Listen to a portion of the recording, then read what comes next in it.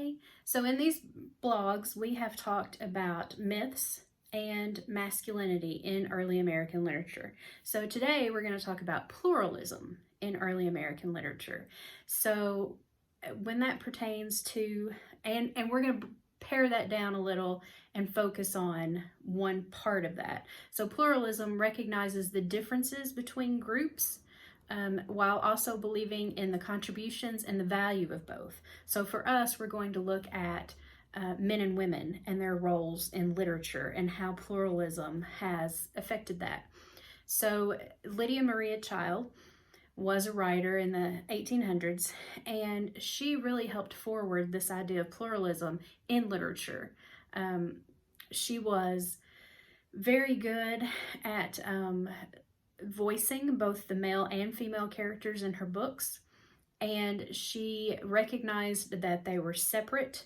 They're going to be separate, they just are. They're just two different viewpoints, but they both have value, and they should both be approached in literature with some truth and fairness, and not stereotypically or with a preference to one or the other. So she was noted as being very good at presenting both voices in literature, and so she helped forward that a lot.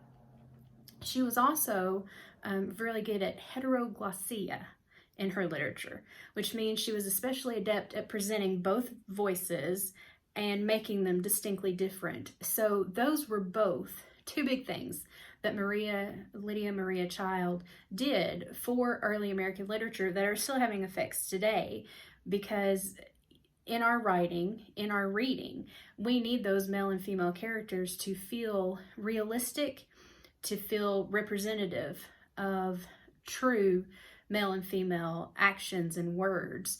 And so as we look at that in our writing and in our reading, we need to think about that. Pluralism, heteroglossia, how we can use those, and hearken back and know that Lydia Maria Child in the 1800s was pushing that and really, really helped get that into literature and pushed forward even until today.